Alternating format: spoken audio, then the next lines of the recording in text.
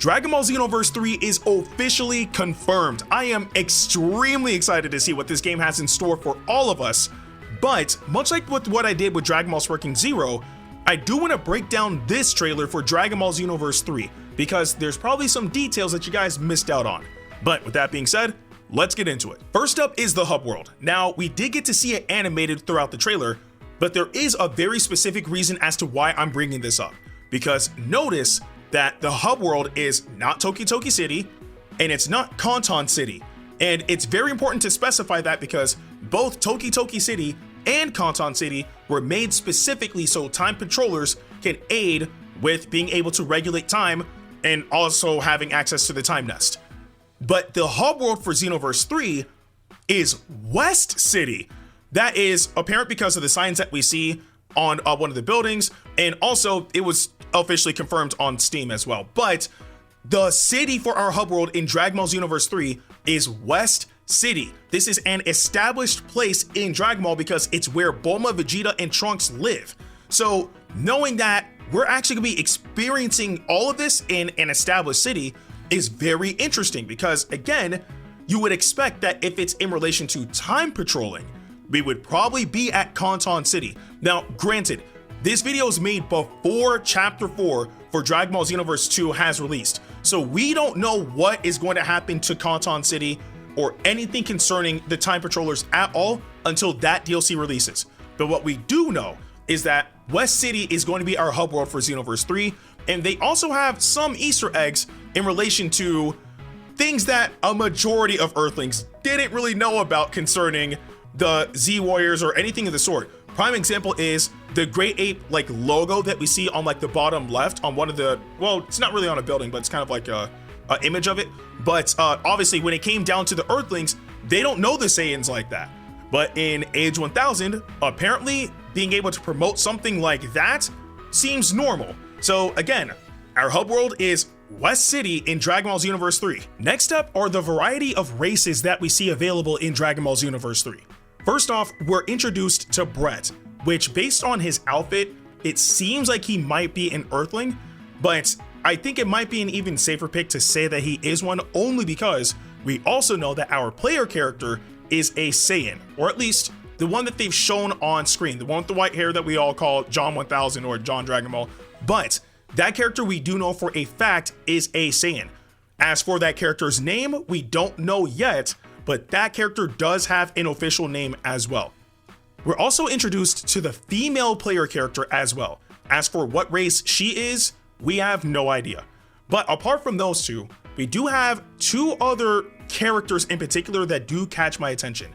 One of which is already of a race that we already know about, which is Saiyan. If you guys didn't notice, there's a character in an alleyway with a pompadour, and that character is a Saiyan. And we know that because that character has a Saiyan tail. It's kind of a dead giveaway of what they would be because of that. But the one I'm also the most interested in is this character that you're seeing on the screen right now.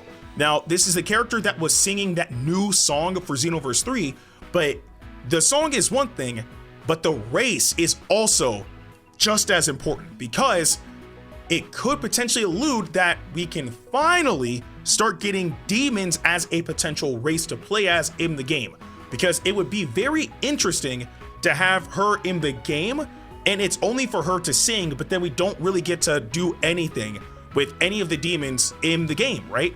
And especially with Dragon Ball Daima being a thing and fleshing out the demon realm, it would be really cool if she was just a symbol of the fact that demons could be playable in Dragon Ball Xenoverse 3.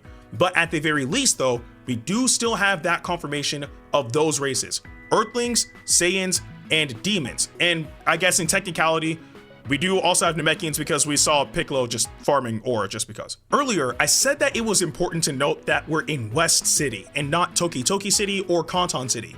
And the reason being is because in this game, we're not time patrollers, but instead we're great Saiyamen. Now, as you guys have clearly seen, we're able to transform into that outfit, and we're going to be protecting West City from whatever is, threatening to disturb the peace. But I think that it's critical to note that because of the fact that we're in West City, I don't know what the relation could potentially be with the Time Patrol in general.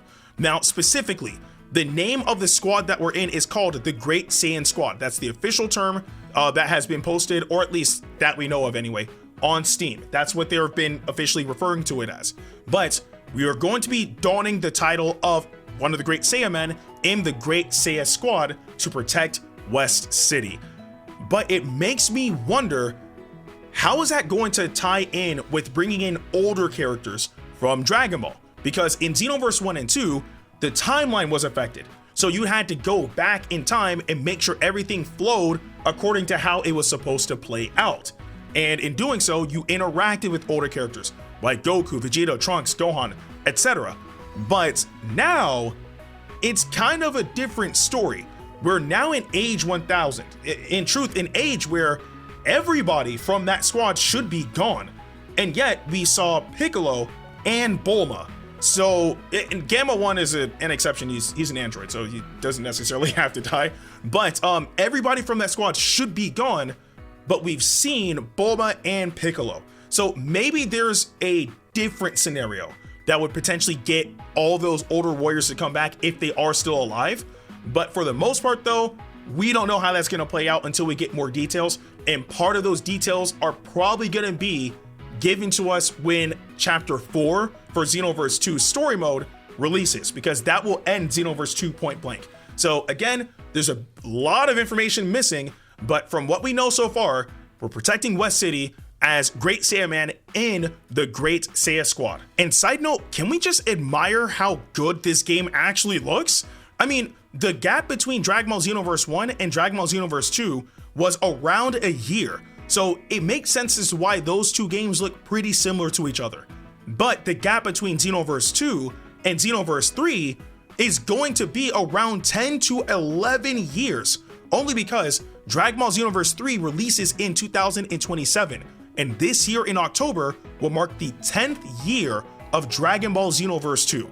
So there is a massive gap between the leaps and bounds of technology from then to now. And I think that's reflective with how the graphics look, how well the characters are animated, especially when Brett is interacting with the player avatar, and when Bulma also crashes into the room of the player avatar.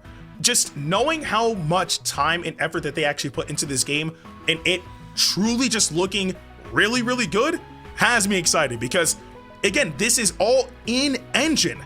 Like, if this is how the in-engine cutscenes are looking like, I can only imagine how the combat is gonna look like with blasts and actual like combat effects and all that stuff. I'm pretty sure it's gonna look spectacular. And again, this is just on the visual aspect. We still haven't even seen gameplay, like actual like, combat of this game yet. So I'm so excited. Like right now, visually speaking, this game looks great. I'm sure there's so much more left for us to discover with Dragon Ball Xenoverse 3. I mean, one thing that we can also confirm is the fact that from the teaser trailer we got months back, Saiyans, when they turn Super Saiyan, will finally have spiky hair, which is actually pretty freaking cool.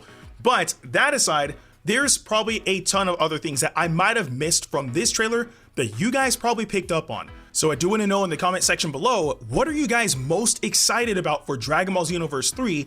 And what are some details that you guys picked up on that I might have missed out on? Again, let me know in the comment section below. But with that being said, I'm Ndukauba, like, share, and subscribe, and I'll see you guys in the next video.